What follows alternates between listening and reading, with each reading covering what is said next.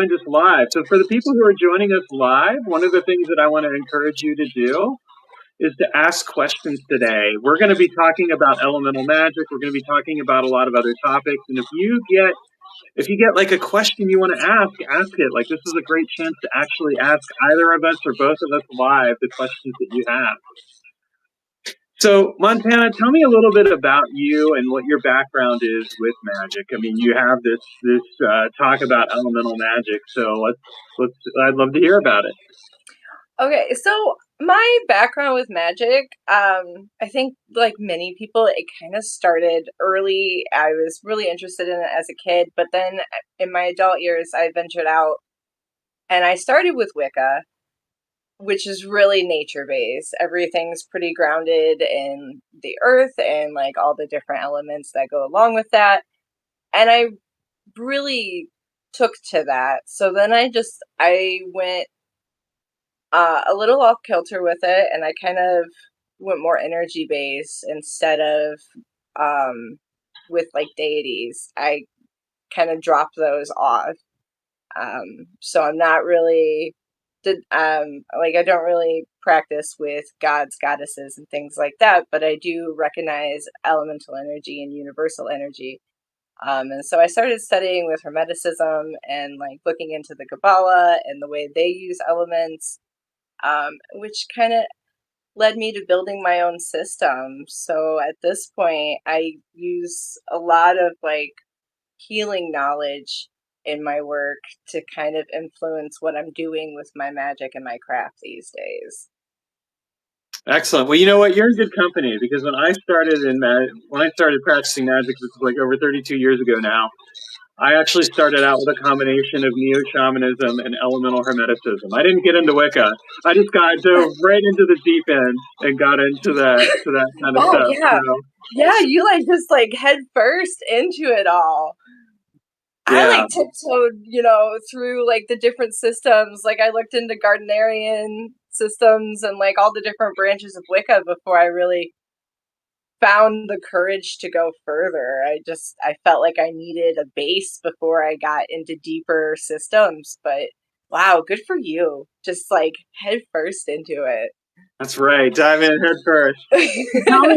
Tell me a little bit about like what your elemental magic system is about, because when we talk about like elemental magic, a lot of people have like an idea of like the classic elements or things like that. So tell me a bit about what your system is and what that looks like.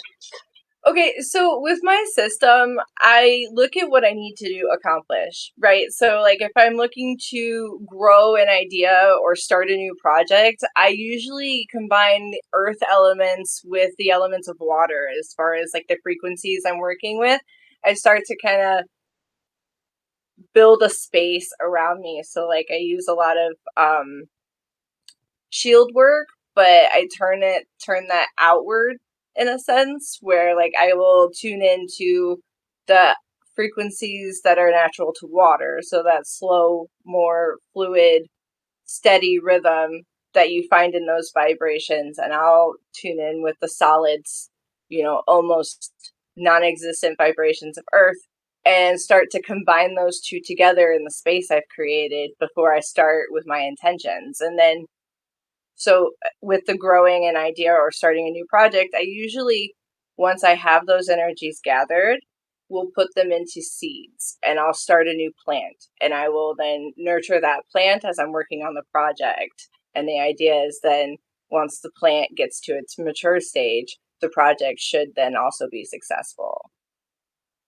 Oh, that's pretty fascinating. So like what you're doing is you're doing long-term magic with the nature spirits and the elemental Yes. energies in order to cultivate, like, over time, the manifestation of a project. Like, so many people, and I was talking about this actually with Rafi, who just joined us on here. We're talking about the fact that so many people do short-term magic, like they're just trying to get results in the short term. But like with the long-term Yes. magic, what we're really looking at is, ideally that this is going to be cultivated over time. And I think that's a really important aspect. Now, before I ask you my next question, I just want to mention to the people who are on here live, please feel free to ask questions, drop comments as you're listening, because it's a great opportunity. You're getting a chance to ask us questions while we're on here. Um, when you think about elemental magic, in elementals, how do you define elementals in and of themselves? Like, what are elementals? For anybody who doesn't know, I'm sure some people on here have their own ideas, but I want to hear your definition. Okay, for me, I think of elementals in two different ways because Mm-hmm. each natural element has spirits that belong to that element and they exist within that element naturally. But then there's also the elementals that we create using those frequencies and borrowing energy from those natural elements to form one mass that has limited sentience. And usually we create those as helpers to go and find information for us or help us accomplish a task, whatever its purpose or programming is. We're borrowing that energy and those frequencies from the natural elements around us. So that's the difference between them. So there's the elementals you form through bringing those element energies into yourself, infusing them into your intention, and then breathing them back out into the designated space. But then there's the elementals that exist naturally within those the fire, water, air, spirit, earth. They all have their own natural guardians, and those are the other elementals that people usually reference to when talking about elemental magic. And you can work with them as well, and that's really just about honoring space for them and welcoming them in and being receptive to what they have to teach, what they have to tell you, you know, just really approaching it with respect because those are big beings. The elementals that exist, as spirits for that energy, they're usually pretty massive in their own right and they're pretty old and well established. Well, yeah, they are. I mean, we have this kind of prevailing idea of like the five classic elements of earth, air, fire, water, and spirit. And here's the interesting thing: at the same time, if you go to other cultures, like with Chin, you have earth, air, fire, water, and then you have space instead of spirit. Yes. And then if you go to Taoism, they actually break the elements down in terms of movement. So it's fire, it's water, it's metal, it's wood, and it's earth. And the difference there is that they're actually working with the elemental energies in terms of like movement. So like metal, for example, like wrapping around, and like wood is like growth Yes. energy and things along those lines. Do you incorporate that kind of elemental work in your system at all? I try to. Um, so like that's interesting that you bring that up because like, with fire the movements are really rapid usually and like fire is like a really like instant thing. And I try to incorporate some of that when I'm removing habits, burning things away, or excising negative energy from like my space or myself even. Um, so I do try to kind of work outside where I'm comfortable because I'm not very comfortable with like you were talking about the Taoists and the movements and stuff. So I limit it to what I'm familiar with, but I am knowledgeable in the system, so I'm always trying to expand. Recently, I just expanded into. We were talking about elemental spirits. I actually just recently started going through the practice exercises to create one using the Kabbalah system because I normally go more of the chaos route when I'm creating my servitors. But I wanted to step outside and challenge myself and use the full Kabbalist method when it comes to creating a spirit of intellect. So it's interesting that you brought that up. Well, it kind of leads us into an interesting question. And for people who are on here who may not know, I've actually written a book called "Walking with Elemental Spirits." It's kind of a 30-year opus of all the work I've been practicing magic for 32 years, but I wrote it 2 years ago. So 30-year opus of all the work that I'd done with elemental magic up to that point. And one of the things that I actually talk about is how, like, in my own system, elementals go outside of just the five classics. So, for example, the way I look at elemental energy is that elements are like that primal energy that moves us, that is part of our lives. So, for example, I look at love as an elemental force. I mean, yes, it's a feeling and an emotion, but it's much more than that. Look at what love can make people do, and how it Oh, moves through us, yes. or stillness, or movement, or emptiness, or other expressions. So of course, I do think of earth, air, fire, water, and spirit as the classic elements, and I've done a lot of work with them over the years. But then I also kind of look at it like you talked about the spirit of intellect. Well, spirit of intellect is much more than just those five classic elements. So Yes. it's kind of an interesting thing to explore in terms of the fact that we can actually broaden our idea as to what elemental spirits are. So when you're talking about creating an element of intellect, for example, what other elements might you put into that? So normally when my servitors are usually combined of my own personal frequency, so I borrow from my own energy storage, and I usually wrap that in with universal energy, and then depending on if it's a long-term task or a short-term task, I will either incorporate some of the elements of some of the fire, the energy associated with fire, or the energy associated with water into the mix there as well. And it's usually just kind of, it's like, it really is the chaos method, because I usually just kind of like hodgepodge it all in there depending on needs. Most of my servitors are usually short term, so I give them the programming they need to complete the task for me, and enough intellect to interact with the world around them as they're doing that. But I try to keep it pretty simple. Usually universal energy plus my own, and then one or two of the natural elements as well. Um, and it's funny, it's interesting that you talk about like the five elements, and then you also talked about beta with like the doshas and space being one of the elements. I kind of look at universal consciousness as as a sixth element in itself. So when I'm talking about that universal energy, I'm kind of talking about tapping into that unmanifested uh, energy that kind of just permeates everything. It exists at the base of everything that there is around us. And I really try to work mostly with that energy and the elements around me. Okay, now we just got a question. Captain Mavis said, I have to catch up with increasing my earth energy. I have a lot of fire, air, and water going in, but lack on earth. And he asks, what are your tips for getting more earth vibe going? So I'll share my tips in a moment, but I'm curious, what are your tips for that? So my tips for getting more earth vibes going is try to incorporate more elements of like earth in your home with you. So rocks, house plants, spending time making sure that you're gardening or creating or incorporating that into your routines, because it makes you stop, it makes you slow down, it makes you take time to be dedicated to something other than yourself that isn't instant. You can't just hurry through taking care of plants, and that natural aesthetic within a home. And that's a good way to get back in touch with earth, especially right now because it's so cold outside. If it was warm out, I would say take walks with nature, spend time touching trees, be barefoot, get that physical connection going, because then through that you can start to tap into the feeling of the energy itself that exists there. Okay, excellent. And for folks who are on here live with us, as you can see, we do encourage you to leave comments and questions because then we'll respond to them and that'll make this interview even more interesting.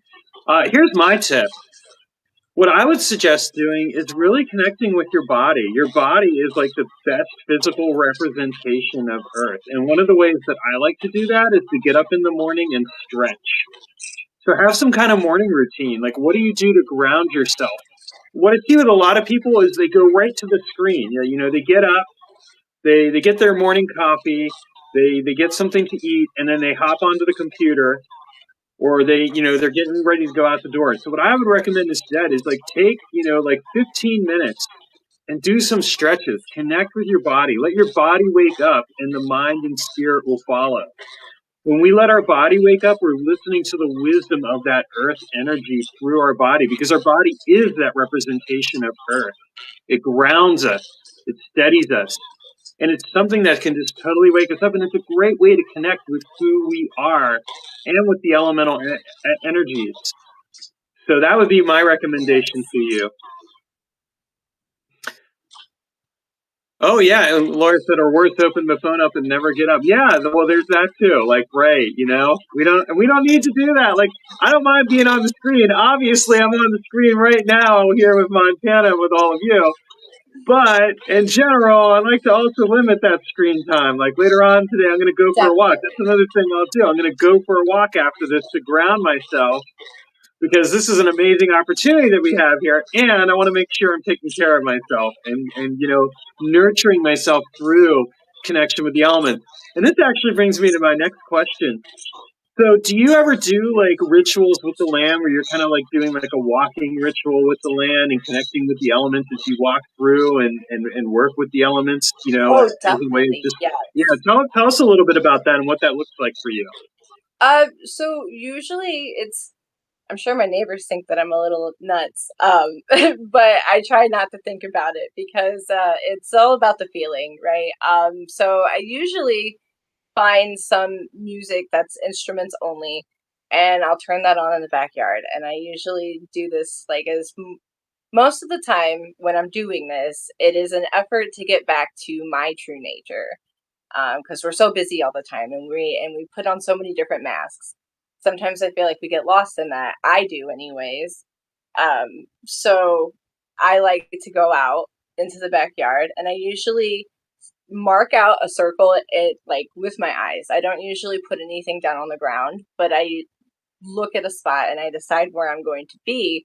And I'll turn on the music and I will start to dance, and it's nothing, I don't have any specific movements. It's usually just what I feel is perfect for the time.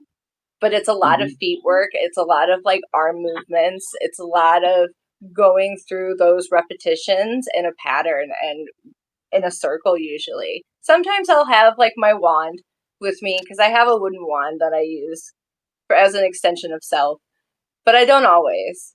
But normally it's me dancing, connecting with the earth. I'm usually barefoot, or I'll do walking meditations. So I'll go for a walk in a park, and again, I try to be barefoot as much as possible, but I will start to meditate on a thought or my intentions or something that I'm trying to work through as I walk. And, with each step, I try to bring up a point that I'm struggling with. And then from there, work through that as I take my next steps. And then once I've worked through that problem, I'll go to the next point. And by the end of the walk, I usually have my solutions, but I don't give myself a time limit when I'm doing that either. Yeah, and you know what I want to say to that, like with your neighbors and all that, it's like, welcome to the magical life, right? Because that's what it is. It's a magical life. It's connecting to that to those, Yes. and it's like doing that ecstatic dance or whatever else. Like I will actually go out and do some bagua, which is like those specific movements, but it's kind of circle walking. And again, it's for the same purpose of connecting with the elements and inviting those energies in and inviting the nature spirits and everything else around me. And I love to do that because it's just this very primal way of connecting with the land Yes. and allowing the land to speak through you, allowing the elements to speak through to you and connect with you in a very powerful and meaningful way. Yes. Yeah. Now, again, oh, go on. Oh no, I was just, yeah, you kind of have to let go of self consciousness when you're doing work with magic outside in nature because we're so populated anymore that like there really is no private spaces. So you kind of have to say the heck with it and do it anyways. Yeah, that's exactly it. And now, again, for those of you who are on here live, if you got questions, if ideas are sparking, feel free to drop those in the comment. We love comments and questions, don't we? Yes, please. Definitely. This is proven to be a lot of fun. I think I love this live ability on Substack. It's something. I mean, I like doing interviews, period, and I sometimes do interviews where it's just me and the person. We still have a lot of fun, but this brings a new level of interactivity to it. So I'm totally digging it. Yeah, I really enjoy being able to like connect with those that are watching us because so often it feels so remote when we're writing and posting. Um, people are seeing it and they're getting stuff out of it, but you don't really get to hear their thoughts. So this is nice. Yeah. So one of the things I'm kind of curious about too, when we talk about like spirit work and servitors and things along those lines, a lot of times, we're looking at it as, hey, I'm going to construct this, like create a servitor to create a specific purpose. And I'm curious, like, when you're working with elements, do you explore like what you can give to them? And if so, what does that look like? How do you give back to them and connect with them in that way, so that you're not just receiving, but that you're also giving? That's actually a really good question. I touch on that a little bit in my last post when I was talking about creating servitors, but my way of giving back to them for their assistance is usually I create them in a way that they exist in time and space so I can sit with them, I can nurture them, I can give them back the energy that they've extended, helping me before they reassimilate back into their respective parts. I try to be comforting and welcoming, and I usually put out offerings for the sympathetic link value so that it's something they can take the energy from as they go as a thank you. Because I feel gratitude is a really big part of working with elements. The energies they help you out a lot. They extend a lot for you. So being able to give offerings back, things that they can consume or take with them as they go, is a huge part of that process. Nurturing them, giving love, like you said, love is an element in and of itself, and I think that's huge when you create helpers. You do have to love them. You are their creator. You're their god. You become that for them. It's the universe in a nutshell, for their existence, and that's so. Love is a big part of that. Creating space to sit with them is a big part of that. Depending on the kind, like the shape that you give them. If you give them a shape, so like things that go with that shape. So if, say, it's a doll, giving it a dress. That's a big part of saying thank you and I'm grateful for you and I appreciate you. Um, those are the things that I do. Now, Laura said, she responded earlier. She said, "Lovely. I caress the trees and kiss the leaves and talk to the foliage." I think that's so important. Like, yeah, That is let's very, talk to yes. the environment around us. So, what are some practices that you do around that, Montana? And I'll share some of mine in a moment here as well. So a big practice of mine, especially in the warmer months where I live, is I ask permission and I talk to the plants before I harvest from them, just to kind of show that I respect its existence and I'm not trying to just take without permission. And I make my intention known and what I'm taking it for, and I kind of just give information as much as I can while I'm there, while I'm in nature, and I just talk too. I give the universe my thoughts all the time when I'm outside. I will talk to the universe quite often. I do it while I'm driving also.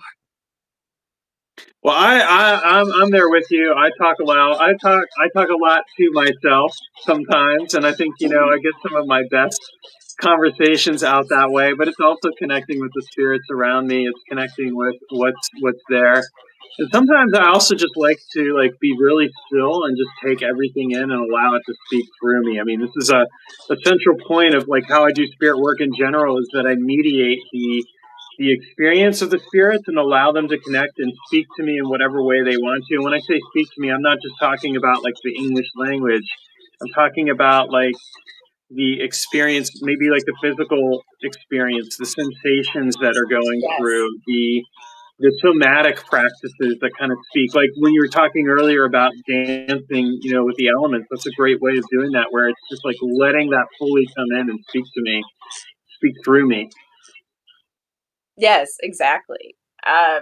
Which is an important point to bring up with working with spirit. I think it's easy to believe that you're going to physically hear words, but as you pointed out, the reality is very different. It's all in subtle cues within yourself, in the room around you, the way you feel, the emotions you pick up on.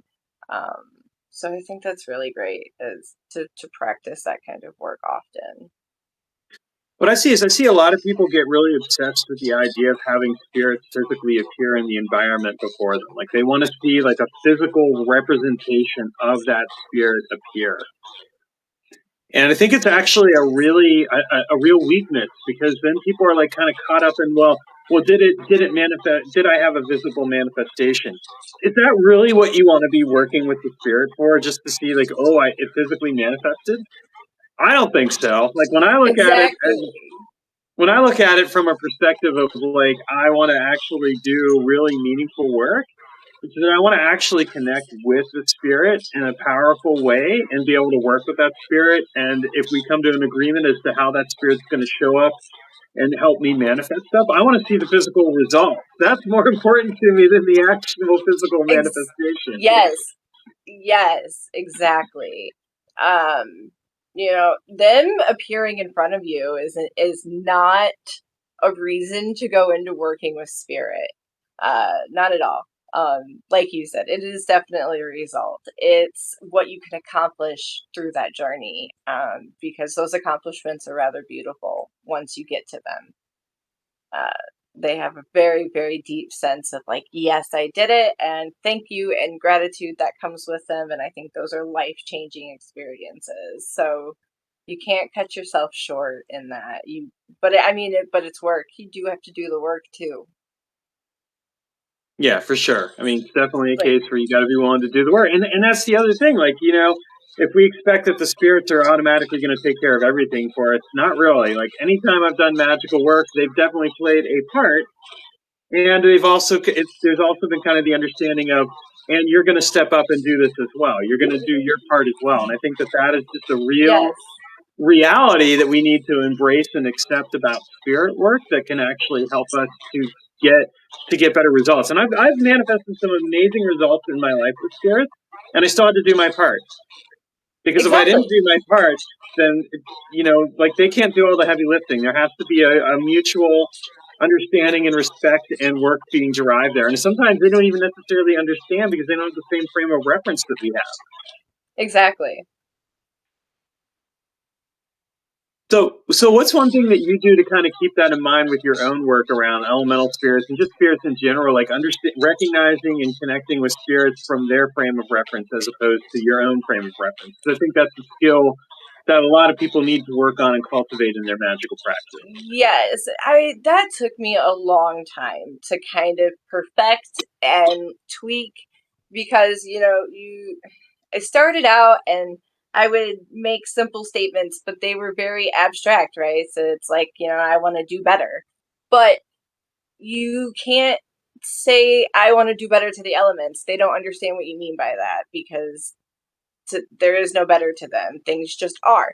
So you have to state things very well. I learned I had to be more clear on what I wanted when I was asking them for assistance. So, if it's I need a new job, it's I need assistance finding employment in this area, which is a little bit more understandable to them, because then that's a frame of reference. That's something that exists in the natural world around us, even if it isn't a natural element. It's something that can be referenced, found, and known. Um, so that was one thing. But then again, I also had to understand that emotion plays a big part in how you work with the natural elements around you and the spirits that exist there. So anger goes hand in hand with destruction, but passion goes hand in hand with creation. So you really have to practice on what you're projecting out, because if you're really passionate about something, but you also feel frustrated that you can't accomplishment, that frustration sits within that passion, and so the elements don't understand the confliction in that. You have to take that frustration out of it, unless you're trying to destroy something, which I don't recommend. But you have to go into it with really pure intentions too, because they speak through that energy more than they do thoughts the way we think. They don't think the same way, they don't pick it up the same way. Well, and there's something there's something to be said too for the fact that the more you are specific about what you want and don't want, that actually plays a role. Like one thing I'll see sometimes with people who practice magic is they'll be pretty fuzzy on their results, and they'll say, "Well, I don't want to lust for results. I don't want to get fixated on results." I get that. I appreciate that, and I think that there's something Yeah. to be said for being like, "I don't want a micromanager. I don't want I don't want coworkers that are going to be backstabby or whatever. I want X, Y, and Z, and then being able to take all that and condense it into a statement, and then from there turn it into whatever ritual or magic that you want. But having that clear understanding, because what you're doing is you're conveying that into the magical working, and then the spirits are picking that up. It's not even the words that they're picking up; it's the much more subtle nuances that are being expressed through your beingness. And you're basically saying, I am willing to transform my identity in order to become this thing that, to become what I need to become to get this manifestation that I want to develop and create. Yes. Yes. And wow, we have people piling in here. So for the people who've just joined and the people who've been here for a little while, if you have questions, drop them in the chat here. If you have comments about what we're talking about, would love to get your comments. We're talking about working with elemental spirits. We're talking about spirit work in general. And any comments or questions you have are welcome here. I will ask them, and then we'll answer them. We'll both answer them. So this is a great opportunity to get some different perspectives here. And I'm really enjoying the comments from you, Laura. Thank you very much. Appreciate it. Thank you. Yeah, it's really exciting, and appreciated Captain Mavis's question earlier. So yeah, feel free to drop some of those questions in, and let's keep this conversation rolling. So one thing I want to ask about in regards to elemental magic is around how you apply elemental magic for something along the lines of like healing work, for example. Because I think a lot of times when we think of like elemental magic, we might think of it as like these building blocks. But how am I like? What do you do to apply it to like healing purposes? And again, keeping in mind that we may have to look at more mundane solutions as well. But there is something to be said for drawing upon that elemental power.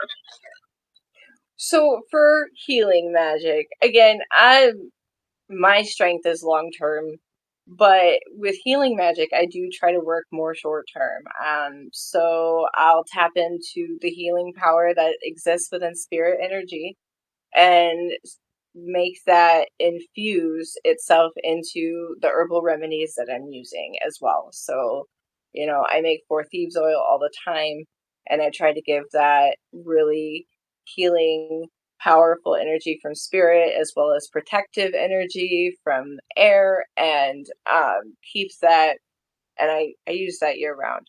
But that's just an example. I make herbal remedies all the time for myself, my family, my friends, and I use a lot of that instant, quick infusion method in my work just to kind of, like you said, mundane recipes do a little, but there's also that healing power that comes from the energy in spirit that can also aid that. So together, it supercharges the results.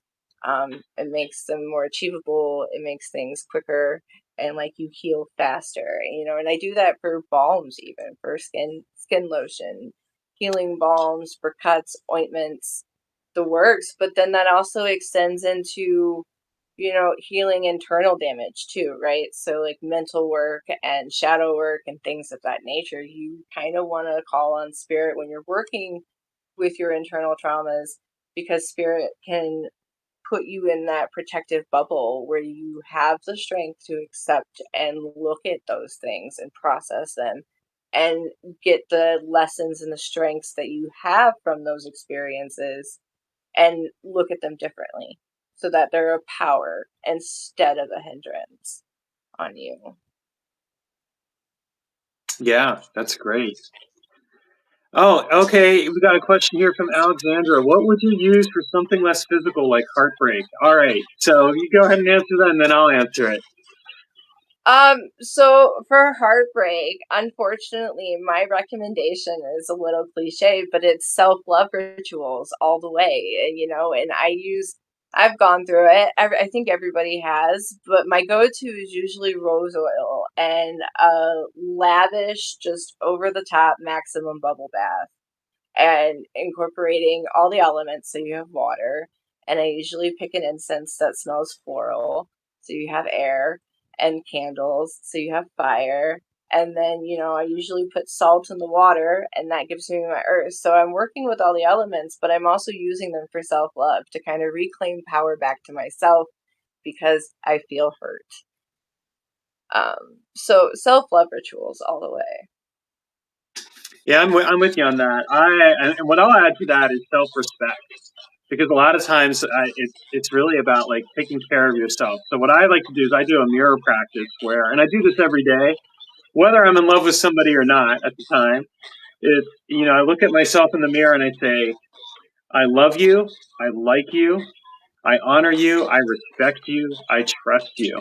And I just allow myself to fully look into my eyes and fully receive that from myself, because I think that is so important that when we like really we respect and honor and trust ourselves and care for ourselves, and then we love ourselves, that just transforms the way that we show up in our lives. And even when someone breaks our heart, they're not really breaking our heart, they're breaking off, they're just breaking away and realizing, okay, that wasn't the right fit, and that's okay, we can let that person go.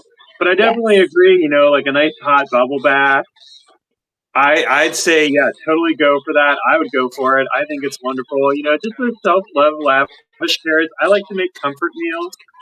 And the other thing I like to do is honestly, and this isn't really magical per se, but connect with my friends, like connect with my brothers, connect with my sisters, connect with the people that have got me and got my back, because that's a huge thing as well. Yes, that supportive foundational energy that exists within those relationships can really do a lot for us in those moments. It's a great way to handle it too. Also, cord cuttings. I think cord cuttings are really unsung when it comes to things like heartbreak and breakups and the likes. I think they get talked about, but they also get pushed under the rug a lot. It's real simple magic, and yeah, it is. It's really simple. You're working with the element of fire and usually twine, so you have earth, and it works. It helps you just kind of close that door and start that healing process. So in bubble baths, time with family and friends, and then also that cord cutting and that I'm done. Making that statement to yourself, to the universe, and indirectly to the other person as well. I think that's another big part of it. Oh, that's a great example. Yeah, like yeah, doing that cord cutting. Cord cuttings can be such a healthy way to just kind of end that and just allow it to part ways. And I think that's really important. Laura said, and when you love the working, that energy is infused in the herbals, and essential salt scrub is her favorite. That's really cool. Thank you for sharing that. And Yes. Alexandra just thanked us for the advice. Well, we're happy to have helped you out, Alexandra. Again, folks, feel free to drop those comments, questions in while you got us live. We're really enjoying this. Now, something you talked about a little bit, and you kind of had mentioned it earlier, but I want to come back to it because I don't hear this often enough from other people, is long-term magic. So tell me what long-term magic means to you, because I do what I call magic by life design, where I'm looking at designing my overall life with magic. What does it mean to you when you talk about long-term magic? Okay, so I would say that we're both talking about the same thing there, right? So, like you say, life design, magic around what you're trying to do with your life, and I do the same thing. Where, like right now, I have several plants growing for different projects. Where, like, their maturity has already like came, but they're plants that will continue to grow. They don't really die off. And that's because I'm using them for projects that I want to be lifelong endeavors. Substack is actually one of them. So, like, that's a big goal for me. This is huge. And I've put a lot of work and effort into that, but I've also put a lot of work and effort into cultivating the plant that's been going along with me on this journey. And so these are long-term goals. These are goals I'm never going to stop doing. And the plant that always needs my attention keeps me referencing that goal, and it keeps me in tune with it and continuing to pour my energy into it and my efforts. So I think that's how I usually bring long-term magic into my life like that. Or on the other side, I work with fire a lot for banishment. So usually about 2 to 3 times a year, I will go through my ritual stuff, my normal stuff, like my house stuff, and any burnable material, anything that's like made of organic material or something that isn't going to toxify the environment. I will go out and I will kind of do a dismissal with, and I'll burn it off, and I'll detach myself from it in the process of moving forward. And so then the long-term goal there is to not pick those things back up again. Like, I've burnt them, I've gotten them out of my life, but I've clearly stated that I don't want them there anymore. So the goal is to never fall back into those habits or pick those things up and use those things anymore. Yeah, no, that's great. I love that. Yeah, my approach to long term magic is kind of like it's iterative magic. Like I'm doing something every single day, working with that magic, but I'm not like doing it where I'm like fixating on it. It's more like I create the space and invite in what needs to be invited in, and then I go about my day and I let my actions kind of play that out. Because whatever I'm doing, it's working toward the manifestation of that. So I love that with the plants because that's a great example of doing it in that way. And I think it's what's fascinating is really what we see here is like the versatility of magical practice and work. Two different people can have very different ways of doing the same thing, and it can still work out really well. And I'm sure that the people who are on here live have their own ways of approaching long term magic. If you're not doing long term magic, I highly recommend it because really the way that I kind of look at it is I want to design, I want to create my life by design instead of my life by accident. I see far too many people who create their life by accident. I'm sure you know what I mean, Montana. Yes, definitely. And something else, it was I didn't really think about it before, but when you're working with attraction magic, so that's a long-term thing too, right? And lodestones, I have a lodestone that I constantly feed just for prosperity and, good fortune in general, not money per se, but just a stable environment and just keeping things stable, nothing too big ever happening. Of course, life is life, but I do what I can to control the events and the flow of events in my life, and I work with that a lot. Feeding it magnetic shavings every so often, but the intention is set in place and it has its own space in my room and environment. I'm not actively working with it every day, but it is an active goal and intention that I give effort to. So that's another way that you can incorporate long-term magic in is working with like magnetic stones and abundance work. Um, because I don't think that people do enough of that either Well, there's sometimes. something to be said for like for background magic, right? Like for like you set the magic, you do the work, and then after that, you set it in the background and you let it do Yep, its thing. set it and forget it. And like uh, there's a lot to be said for that. That's where I started, and and I tried to branch out into instant results. I'm not very good at that. I'm just not. I need, at least 2 to 3 weeks to manifest what I'm after. So I have to think in terms of like step by step. And that's okay. I know that that's my strong suit, which is why I use a lot of like earth elements in what I do because things take a long time to grow. So it gives me time to work that out. You know what it is, though, and this is what I find because this is an experience that I had, and this is what changed me, started moving me in the direction of long term magic. This was back in my 20s, a long time ago. Is I was doing magic and I was getting results, but the results would only stick around for a short time and then they would go away. And I'd be like, well, why is that? And what I came to realize is that it was fundamentally I needed to change my identity. I needed to grow into the result. So when you talk about like needing like 2 to 3 weeks, it's like really it makes sense. There's this identity adjustment. I'm changing from who I was into who Exactly. I want to become. And this is Yes. where like a lot of people they focus on doing magic out there. It's like, oh, I want this result in the environment around me. But that magic is actually occurring on every level, and we have to receive it in ourselves as much as what we put out into the world. Yes. Until we do that, Yes. we can't transform what we want. And this is a powerful lesson that I'm continuing to learn every single day. So like this is something that's so foreign to us because of the way society is structured. You know, our society tells us that everything is external. And why is it doing that? It's essentially disempowering us from our divine connection. Yes. Yes. One of my favorite Hermetic principles is the all is in the all. Because it's such a true statement, just like you said. Like it's everything, yes, things are external, but really it's all starting from an internal point. Like it has to come from inside before it comes from outside. Like it has to come from you first. You're the one who's doing it. No matter what you're manipulating and tuning into, it's you who's shifting and doing the changing. And we had a question here from Hope. She asked, what is a lodestone and what do you use? Okay, so lodestones are, I can't remember the scientific name for them, so like just bear with me here, but they're a type of magnetic stone. And you can usually find them for pretty cheap.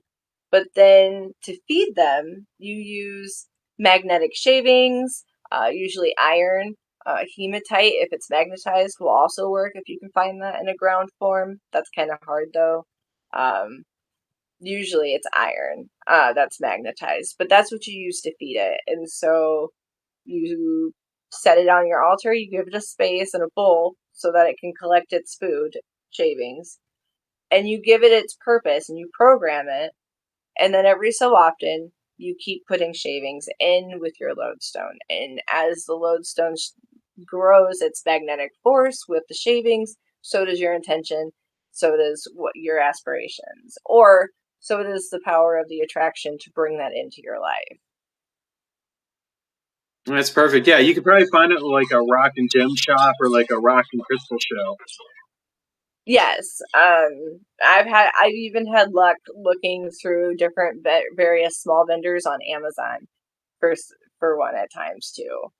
Um, There you go. There you go, Hope. So that's what we'd recommend for you. And yeah, that's a great example of just that powerful attractive force and at the same time just allowing yourself to be fully ready for it.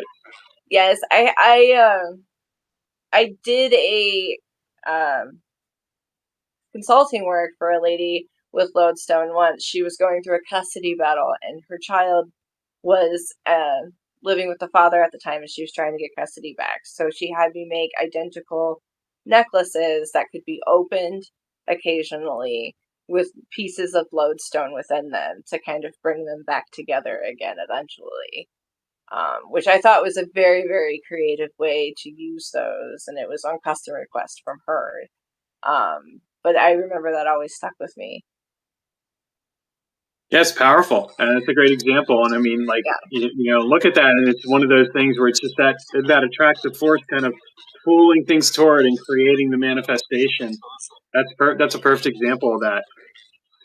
So, Montana, I have two final questions for you here, and then we're going to wrap up. And for people who are watching this live, this show will go up in a few weeks from now for the recording itself, because this is going to be, I have an interview coming out later this week, and then I'll have this interview coming out in a couple weeks. So you'll get to watch it again. And for people who are watching it afterwards, please share if you like it, if you enjoyed this show, if it was something that was relevant and meaningful to you, that is part of how we get this wisdom out there. So first of all, where can we find you on the web and get some more information about you? So mainly I'm here on Substack. If I'm not here, I'm posting on Instagram. My Instagram handle is Elemental Witch, I believe. With Elemental Witch 2. Sorry. That's the one there I found. Yes, Elemental Witch 2. And so that's my Instagram handle. I do accept direct messaging on there. It's open to anybody questions here. And then for like custom orders for the skincare and stuff that I do, I also have a Facebook page. It's the Steam Kettle. Um, but that's really by custom order, so you would have to send me a message to get in touch with me on there. Okay, excellent. And my final question, this is a question I ask all my guests, is can you share with us a final word of wisdom that we can take with us into the day moving forward? Okay. Do not underestimate I cannot talk. Start over again.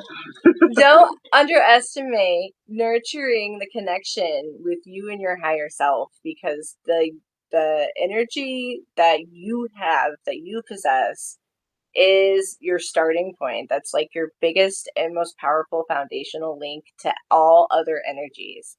If you can foster your connection with your higher self and manipulate your own frequency, you'll be amazed at what you can achieve after that. Perfect. Yeah, I 100% with you on that one. It is absolutely an amazing thing to do. Montana, I want to thank you so much for making time for me today and coming on here. This is my second live interview on Substack, and the more I do these, the more I love them. And I just really enjoyed having you on here, and I definitely want to have you back again at some point. Yes, thank you so much for having me on. It's been great. All right, and thank you to all the people who came on live. We really appreciate the comments, the questions, and thank you so much. We really appreciate it. Take care. Thank And you. have a magical day.